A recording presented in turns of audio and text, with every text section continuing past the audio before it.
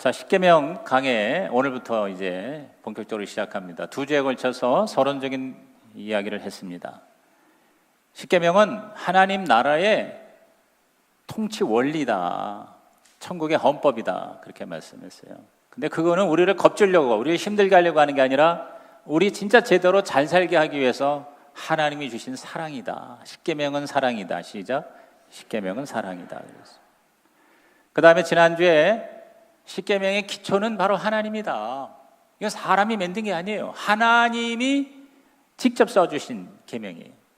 그 출발이 하나님의 존재고, 단순한 계명이 아니라 하나님의 말씀이고, 또 하나님과 우리와의 관계고, 또 하나님의 이름이 이 십계명을 통해서 우리에게 실현이 되고, 무엇보다 구원의 하나님을 만나는 게 바로 십계명이다.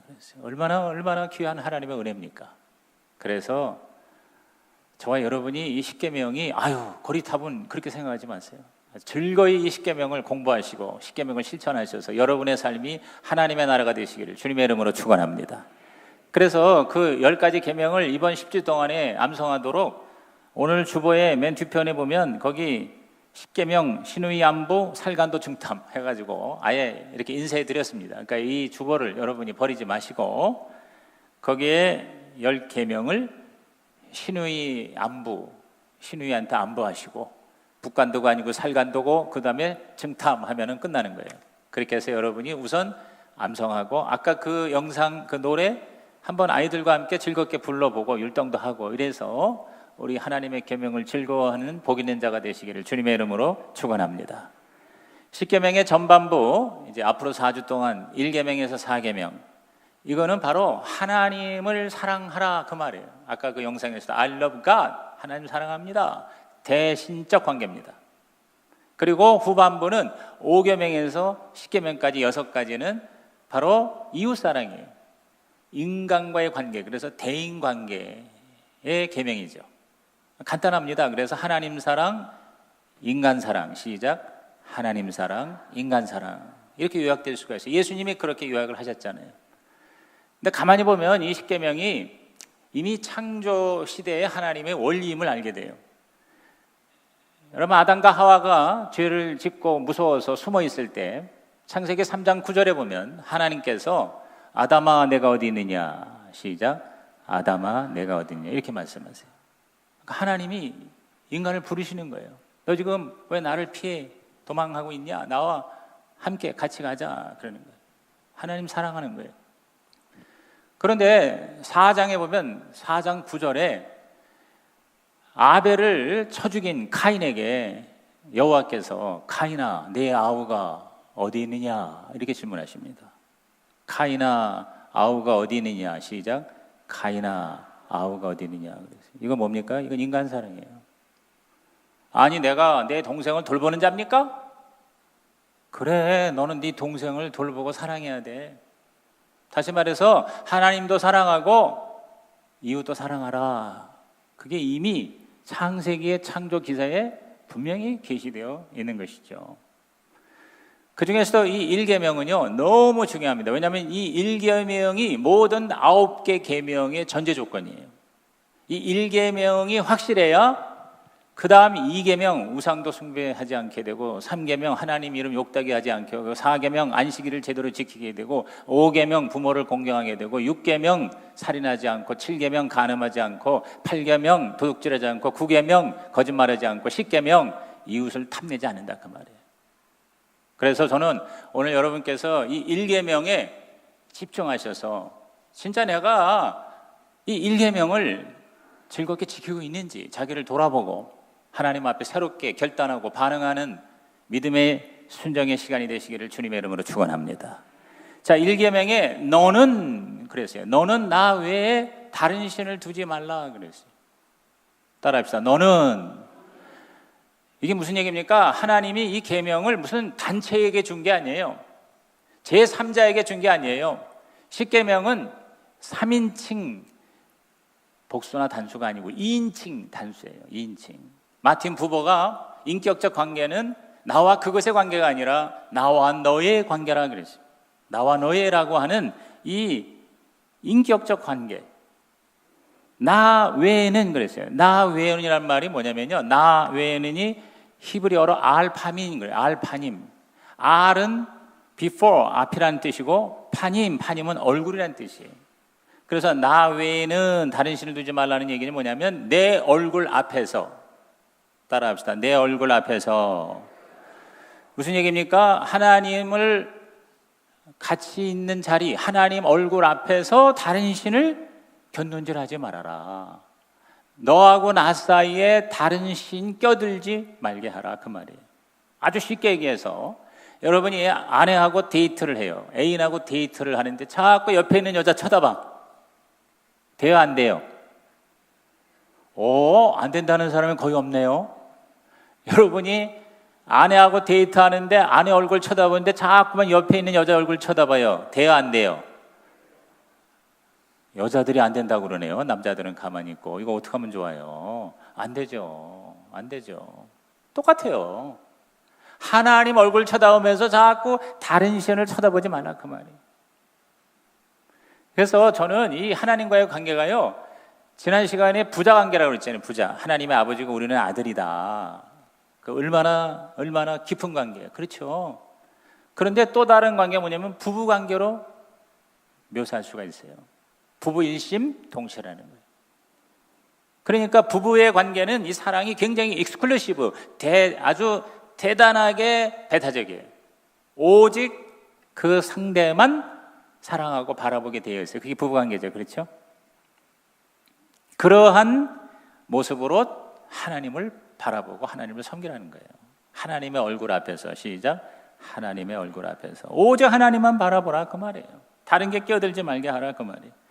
하나님을 가장 중요한 절대 가치로 인정하고 사랑하고 지존으로 여기라는 거예요. 단지 순서가 첫째만이 아니라 모든 것이 되게 하라, 그 말이에요. 하나님은 1등이고 또 2등짜리, 3등짜리가 있다, 그게 아니에요. 내 아내가 있고 또 다른 여자가 있다, 그게 아니에요. 오직 내 아내만 있듯이 오직 하나님만 섬겨라. 할렐루야. 그래서 여러분 이제 식사하러 내려가면 그 주방 옆에 있는 그 벽에 명품 명언들 몇 개 또 붙여놨어요. 그 중에 한 문장이 이겁니다. 우리 한번 자막 올려보세요. 뭐라고 나와 있습니까? 시작. 예수님을 따르는 것은 그분을 인생의 최우선 사항으로 삼는 것이 아니라 유일한 우선순위로 삼는 것이다. 제가 저 사진 찍은 거예요. 사진을 올린 거예요. 예수님을, 하나님을 따른다는 것은 최우선 사항이 아니라 유일한 우선순위예요.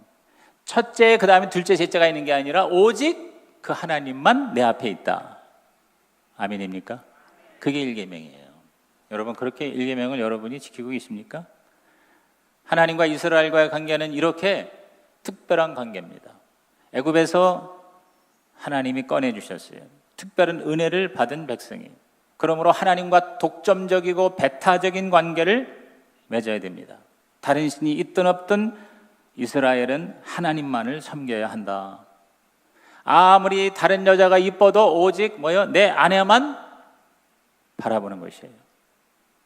여러분이 진짜 결혼해서 한 몸이 됐다면 그 여자밖에는 다른 여자가 없어야 되죠. 그렇죠? 그 남자밖에는 다른 남자가 없어야죠. 김미량밖에는 다른 여자가 없는 게 그게 진짜 부부죠. 근데 또 다른 여자가 있어? 안 된다는 거죠. 하나님과의 관계도 마찬가지라는 거예요.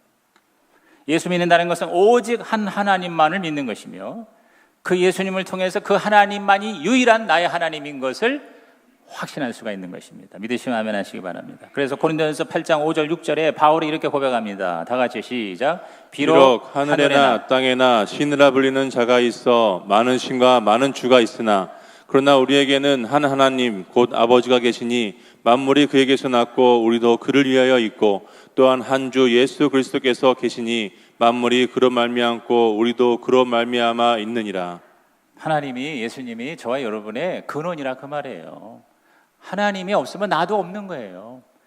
여호와라는 말은 뭐냐면은 나를 존재케 하시고 나를 행복해 하시는 하나님이라는 거예요. 원래 뜻이 그겁니다. 자존자, 하나님이 스스로 있는 자라는 의미는 우리와의 관계에서는 그 하나님만이 스스로 계셔서 나를 존재케 하시고 창조하시고 그리고 나를 인간답게 살게 하신다. 풍성하게 행복하게 살게 하시는 하나님이시다. 그래서 여호와의 여러 전미사가 붙어서 저와 여러분에게 그러한 하나님의 은혜와 복을 주신다. 믿으시면 아멘하시기 바랍니다. 그렇습니다. 오직 아버지가 한 분이지 두 분입니까? 여러분 아버지가 두 분인 사람 손으로 봐요. 없습니다. 아버지는 한 분이시다. 시작. 아버지는 한 분이시다. 내 아내와 내 남편도 하나죠. 하나. 여러분 하나님과 우리 관계는 아버지와 아들의 관계예요. 아버지는 끝까지 책임집니다. 제가 좋아하는 말이 하나님은 아저씨가 아니라 아버지라는 거예요.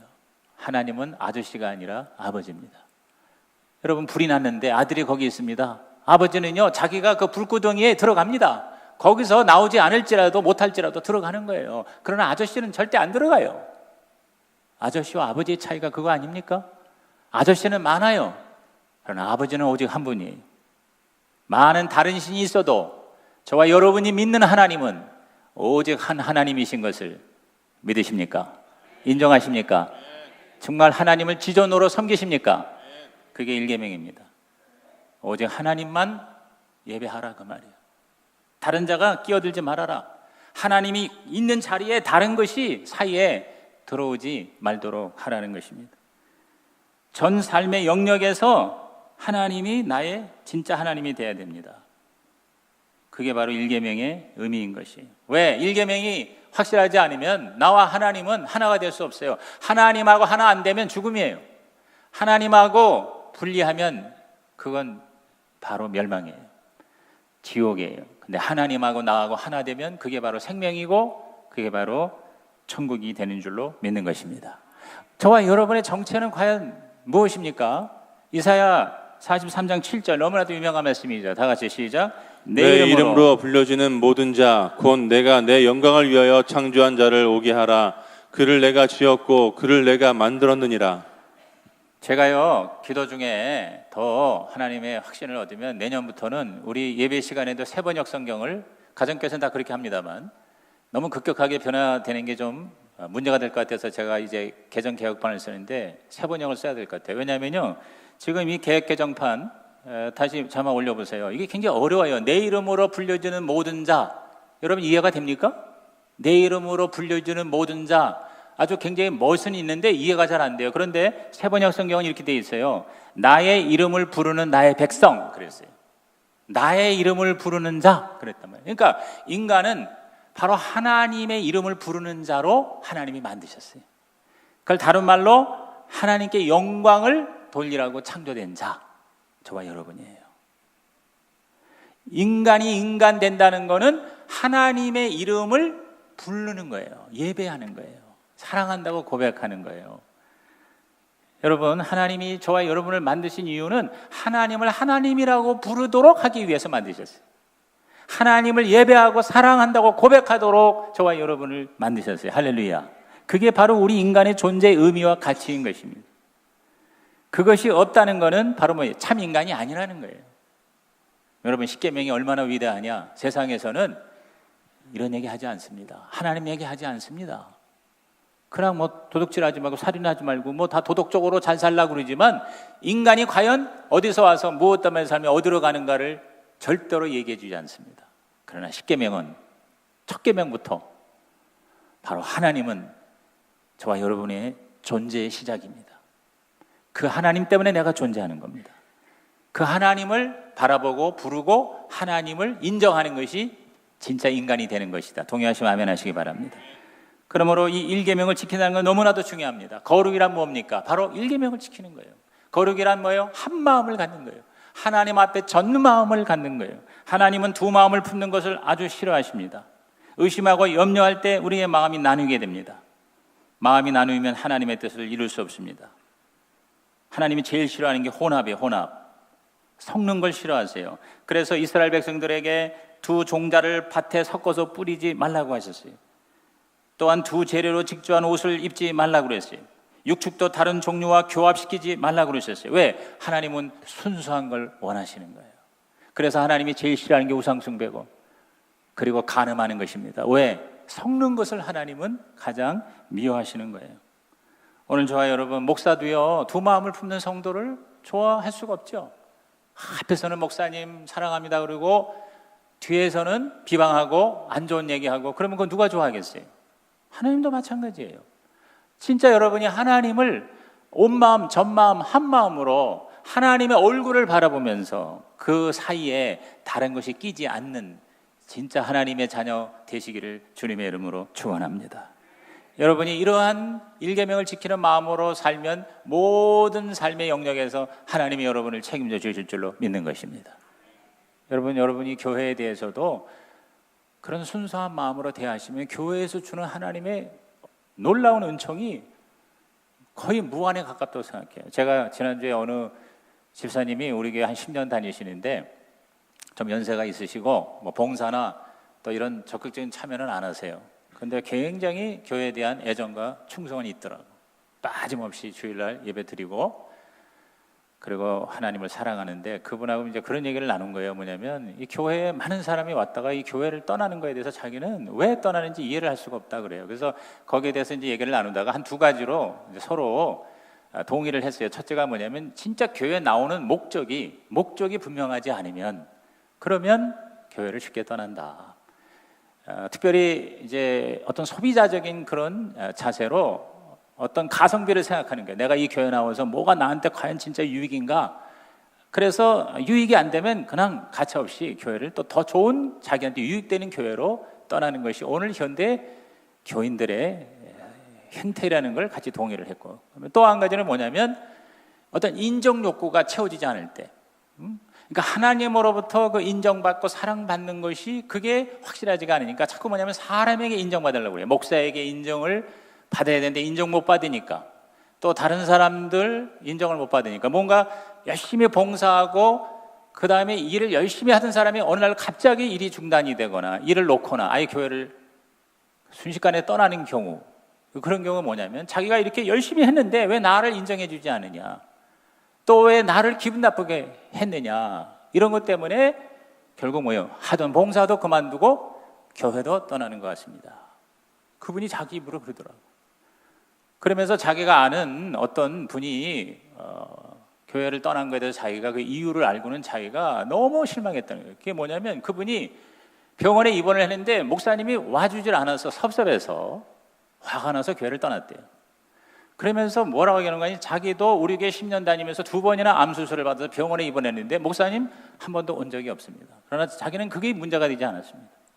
부목사님이 오셔서 기도를 해주셔서 너무 감사했고, 목사님이 바쁘고 또 부교역자가 있으니까 부교역자가 가서 병원 신방을 하게 하시는구나, 그렇게 생각하고 부교역자가 오지 않아도 자기는 그게 그렇게 문제가 되지 않았는데, 아니 그것 때문에 직분을 가진 자가 또 오래 교회를 나온 자가 떠나는 것에 대해서 자기는 참 이해가 안 된다, 그런 식으로 얘기하더라고요. 그러면서 자기가 속해 있는 산악회나 또 이런 동호회도 보면은 20년 30년을 꾸준히 거기에 떠나지 않고 열심히 그렇게 소속이 되어서 헌신하는 사람들도 있는데, 아니 동호회나 산악회도 그런데 교회를 그렇게 쉽게 그렇게 떠나는 거는 자기는 이해가 안 된다, 이렇게 얘기를 하더라고요.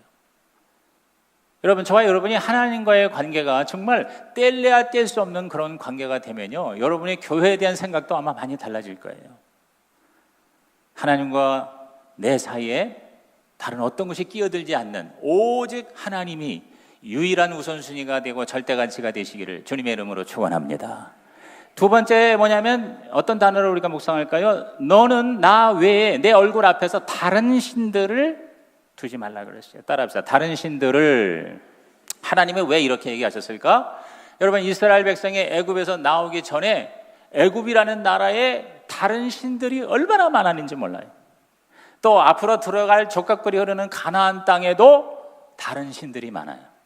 구체적인 이름이 다 성경에 나와 있어요.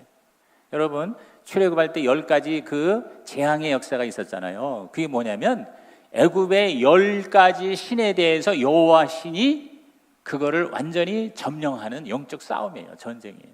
여러분, 나일강이 피가 된 게 뭐예요? 나일강이 바로 애굽의 신이었어요. 거기 보면은 개구리가 막 나오잖아요. 개구리가 바로 애굽의 신이었어요. 심지어 파리도 애굽의 신이었어요. 여러분, 애굽의 최고의 신이 뭔지 알아요? 바로 바로예요. 파라오. 근데 마지막 재앙이 뭡니까? 파라오의 아들이 죽었습니다. 바로 왕이 속수무책입니다. 여호와 하나님 앞에 어떠한 신도 절대로 맞짱 뜰 수 없다, 그 말이에요. 그리고 이제 애굽에서 이제 유목하는 거예요. 지금 이렇게 계속 옮기잖아요. 그러니까 여호와를 유목의 신이라고 처음에 불렀어요. 다시 말해서 여호와 하나님은 어디 딱 정한 장소에 계시는 게 아니라, 정착된 신이 아니라 하나님의 사람들이 다니면 같이 다니시는 거예요. 그래서 천막을 치고 광야에서 다닐 때 여호와가 하나님이 함께 하셨어요. 여러분, 광야의 축복이 뭔지 아십니까? 광야는요, 하나님밖에는 다른 신이 없어요. 광야에는요, 하나님 외에는 의지할 데가 없어요. 그렇기 때문에 여러분의 인생에 광야가 꼭 공고하십니까? 여러분 감사하시기 바랍니다. 왜냐하면 진짜 하나님만 바라보고 의지할 수 있는 기회가 되기 때문인 것입니다.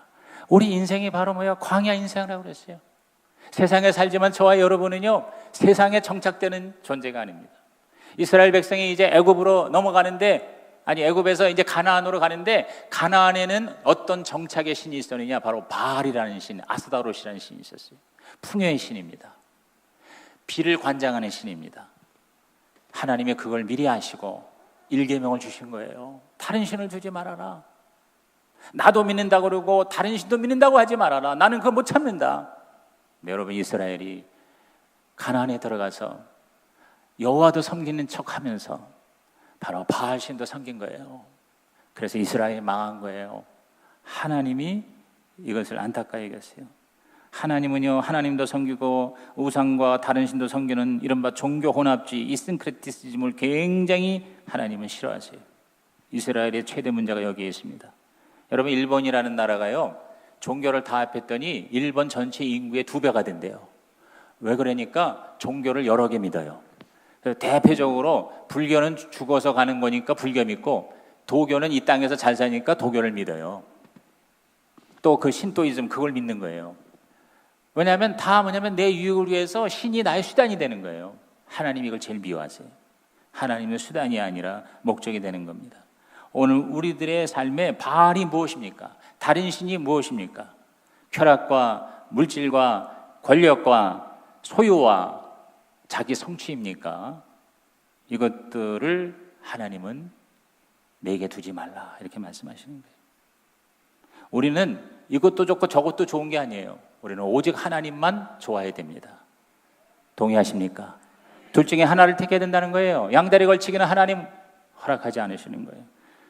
그래서 여호와 신앙과 바알 신앙의 혼합주의로 망가진 이스라엘에게 엘리야가 경고를 한 거예요. 자, 열왕기상 18장 21절 다 같이 시작. 엘리야가 모든 백성에게 가까이 나아가 이르되 너희가 어느 때까지 둘 사이에서 머뭇머뭇하려느냐?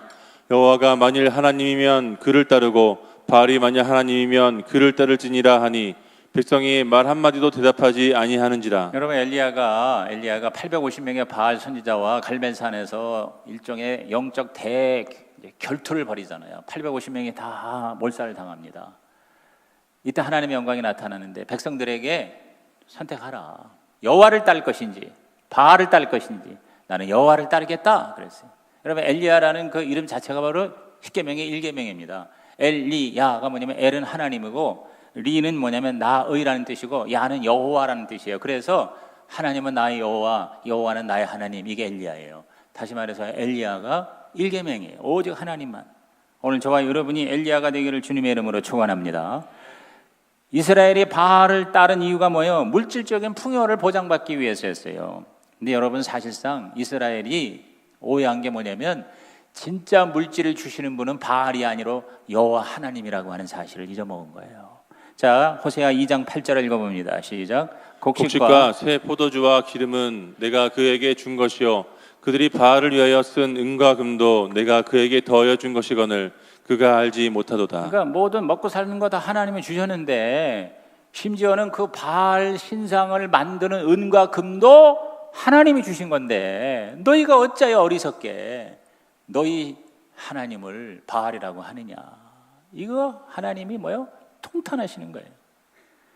예수님도 여기에 대해서 분명히 말씀하셨어요. 사실은 예수님의 그 마태오 5, 6, 7장의 산상수는 구약의 출애굽기 20장의 십계명을 재해석한 거예요. 예수님의 말씀 무엇입니까? 마태복음 6장 33절 시작. 그런즉 너희는 먼저 그의 나라와 그의 의를 구하라.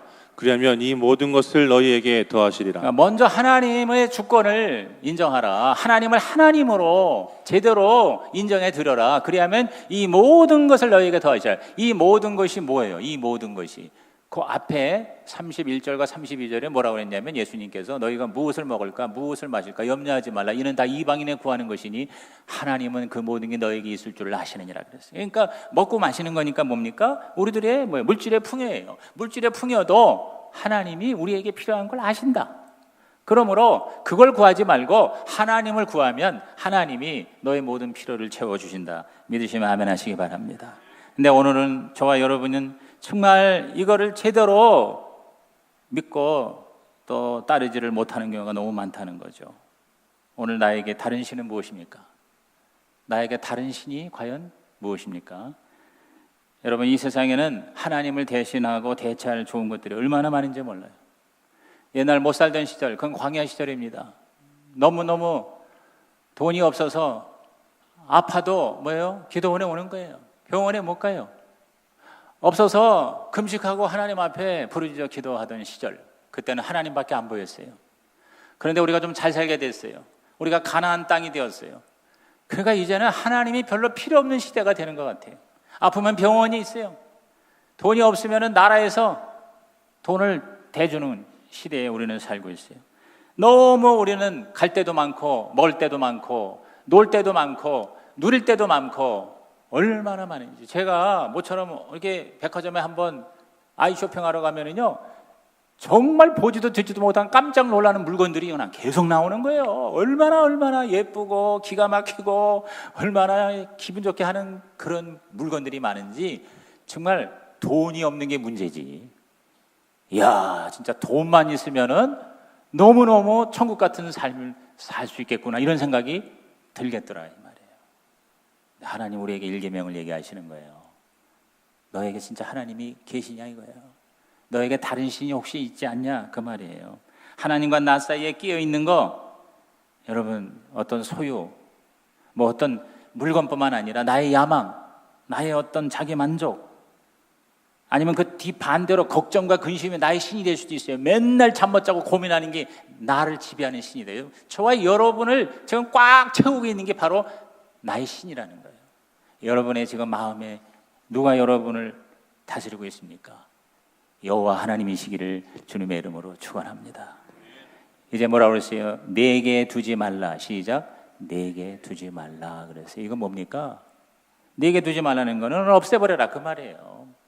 거기에 있게 하지 말아라, 추구하지 말아라, 의지하지 말아라 그 말입니다.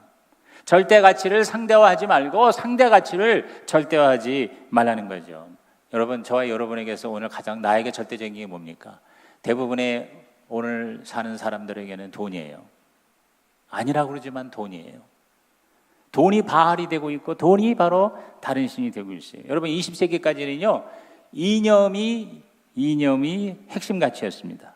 공산주의냐 민주주의냐, 사회주의냐 자본주의냐. 근데 여러분, 21세기는요 이런 이념이 아니라 뭐냐면 경제예요. 경제. 모든 게 뭐냐면 돈 가치로. 그래서 어떤 분은 여호와 신앙과 마케트 가드, 즉 시장의 신과의 대결이다, 이렇게까지 얘기를 합니다. 여러분, 지금 미국이라는 나라를 보세요. 트럼프 대통령 특히 보세요. 이분은 그냥 평생을 돈을 벌고 돈을 가지고 살던 사람이기 때문에 모든 이 가치관이 돈하고 연결되어 있지 않습니까? 그러니까 이 국제 질서나 이 미국이라는 나라의 방향이 다 뭐냐면 자국의 어떤 경제적인 가치를 굉장히 따지는 거예요. 사실 미국이 트럼프 시절 이전도 그렇습니다. 이라크 전쟁이나 아프가니스탄 전쟁 이런 게 다 뭐냐면요, 경제적인 가치가 있기 때문에 전쟁을 하는 거예요. 사실 이라크를 때릴 때 북한을 때릴 것인가 말 것인가, 사실 북한을 먼저 쳐야 되는 게 어떤 이념이나 정의나 사상으로 볼 땐 그게 맞아요. 그런데 이라크를 칩니다. 분명한 뭐가 있어서가 아니라 그냥 치는 거예요. 여러 가지 명분이 있겠지만, 왜냐? 경제 가치가 대단한 거거든요. 오일이 있어요. 달러, 그게 엄청난 거죠. 전쟁 한번 하는 것도 어마어마한 경제의 활성화입니다. 그 엄청난 무기를 그걸 다 써야 되고 그걸 또 만들어야 되고, 그러니까 전쟁을 통해서도 인간은 산업을 발전시키거든요. 그러니까 이론적으로 어떤 정의보다 어떤 경제 가치에 관심을 갖는 게 지금 이 비핵화 협상하는 거라든가 또 이 중국을 이제 특별히 대상으로 해서 이 무역 전쟁의 이 정신없는 이런 모든 상황들이 결국 뭡니까? 바로 뭐예요? 경제예요, 경제. 돈이에요. 돈 때문에 지금 이런 것들이 되잖아요. 그래서 저는 이런 생각을 했어요. 우리가 6.25 때, 한국 전쟁 때 정말 순식간에 이 안전보장 이사회가 열리고 16개국이 우리나라에 미국을 중심으로 해서 이 군사를 파견하고 우리나라를 지킨 건 이건 정말 기적 중에 기적이라는 거예요. 지금 이런 일이 일어나면 절대 누가 와서 대신 피를 흘리고 여러분 전쟁을 합니까? 그때만 해도 이념이 지배하는 시대였었어요. 사상이 지배하는 시대였었어요. 근데 지금은 뭐냐? 돈이에요. 경제예요. 그게 바로 바알일 수가 있다는 거죠. 그게 나쁘다는 의미가 아니라 오늘 하나님과 나 사이에 그것이 끼어들어 하나님이 별로 의미가 없는 그러한 삶을 사는 것을 하나님은 경계하시는 거예요. 그게 바로 일계명인 것입니다. 오늘 우리가 하나님을 섬긴다 하면서도 그러나 사실상은 다른 것이 하나님이 되고 있지 않습니까? 돈이나 명예나 권세나 나의 건강이나 그저 오로지 자신의 건강만을 가장 절대 가치로 여기면서 사는 사람도 있지 않습니까? 자기 자식이, 내 마음의 평안이, 내가 느끼는 행복이, 나아가 인정받는 자기 만족이 그게 뭐예요? 하나님이 되고 있다는 그 말씀이에요. 하나님보다 더 섬기거나 아니 하나님보다 더 섬기지 않더라도 하나님도 섬기면서 또 다른 것이 내 삶을 지배하는 하나님과 나 사이에 끼는 것이 될 때 그게 바로 제1계명 이것을 어기는 것이 된다는 거죠. 하나님이 이거를 경계하시는 거예요. 바울이 이걸 깨닫고 로마서 1장 25절에 뭐라 하십니까? 시작. 이는 그들이 하나님의 진리를 거짓 것으로 받고 피조물을 조물주보다 더 경배하고 섬김이라 그랬어요. 하나님이 아닌 다른 어떤 것은 다 피조물이잖아요.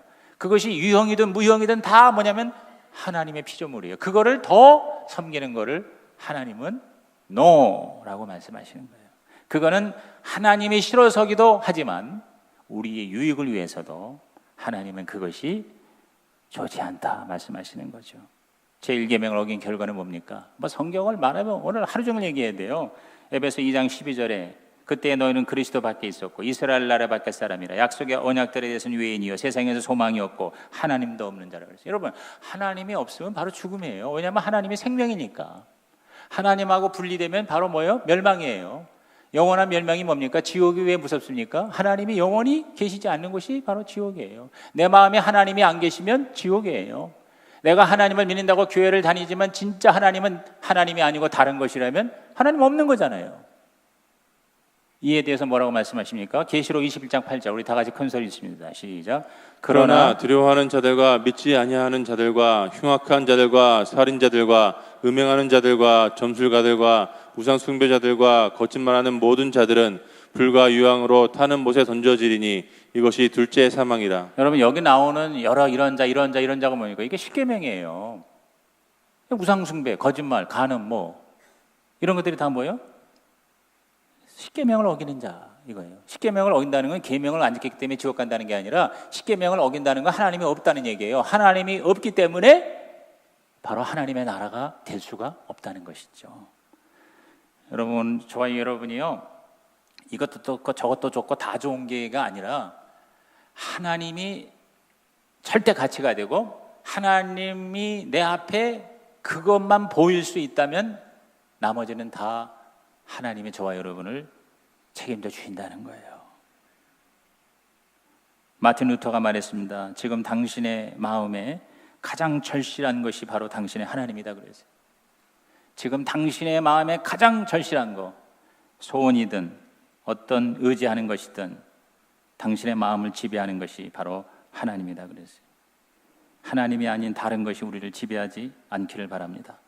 여러분 하나님을 우리가 믿는다고 하지만 어떤 까닭이 있기 때문에 믿는 것이 된다면 그것은 사실상 하나님을 믿는 것이 되지 않습니다. 여러분 욥을 보면은요 사탄이 욥을 참소한 것이 뭐냐면 자 욥기 1장 9절에서 10절을 읽어봅니다. 시작. 사탄이 여호와께 대답하여 이르되 욥이 어찌 까닭 없이 하나님을 경외하리까? 주께서 그와 그의 집과 그의 모든 소유물을 울타리로 두르심 때문이 아니니까. 주께서 그의 손으로 하는 바를 복되게 하사 그의 소유물이 땅에 넘치게 하셨음이니이다. 그러니까 욥이 하나님을 끝까지 믿는 게 진짜 하나님을 사랑해서가 아니라 욥에게 하나님이 좋은 걸 많이 주셔서 그러니 좋은 걸 한번 없애버리세요. 그 까닭 때문에 하나님 믿는 거 아닙니까? 그랬더니 하나님이 그래 그럼 한번 없애보자. 그래서 다 없앴잖아요. 그런데도 욥은 뭐예요? 끝까지 하나님을 배반하지 않았어요. 까닭이 있어서가 아니라 까닭이 없어도 하나님을 믿게 됐다 이 말이죠. 오늘 아마 우리가 가지고 있는 거를 다 그 까닭을 빼버리면 하나님을 믿을 사람이 과연 얼마나 되겠느냐, 우리 자신을 돌아볼 필요가 있다는 거죠. 그러므로 우리는 하나님이 수단이 아니라 목적이 되어야 됩니다. 여러분 신명기 6장에 1계명에 대한 재해석이 긍정적으로 나옵니다. 자, 신명기 6장 4절에서 5절입니다. 시작. 이스라엘아 들으라. 우리 하나님 여호와는 오직 유일한 여호와이시니 너는 마음을 다하고 뜻을 다하고 힘을 다하여 내 하나님 여호와를 사랑하라. 그러니까 여호와 외에 다른 신을 두지 말라는, 이제 하지 말라는 부정적인 거잖아요. 부정 모습인데 긍정의 모습은 뭐냐면 마음을 다하고 뜻을 다하고 힘을 다해, 다시 말해서 전심전력 오직 하나님만 사랑하라. 이것이 바로 신명기의 10계명 1계명을 재해석한 거예요.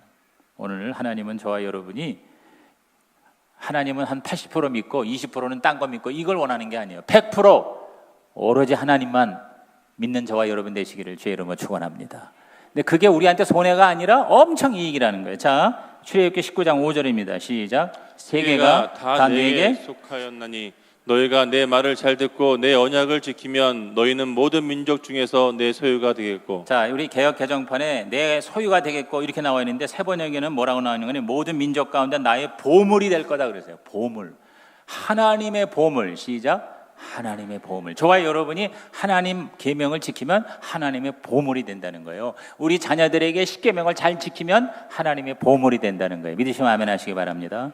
시편 31편 19절 마지막에 있습니다. 시작. 주를 두려워하는 자를 위하여 쌓아두신 은혜, 곧 주께 피하는 자를 위하여 인생 앞에 베푸신 은혜가 어찌 그리 큰지 오르세요. 이것도 굉장히 멋은 있는데 새번역 성경에는 어떻게 나와 있는 거 아니? 주님께 나아가서 주님의 말씀을 지키는 자는 주님이 복을 베푸신다. 사람들이 보는 앞에서 복을 베푸십니다 그랬어요. 사람들이 보는 앞에서 복을 베푸십니다 그랬어요. 여러분이 진짜 하나님을 잘 믿어서 사람들이 보는 앞에서 복을 받으시기를 주님의 이름으로 축복합니다. 기도하시겠습니다. 하나님 아버지, 오늘 말씀 들은 성도들마다 10계명에 특히 1계명을 통해서 우리 하나님 앞에 하나님의 나라가 되게 하여 주시옵소서. 예수님의 이름으로 기도하옵나이다. 아멘.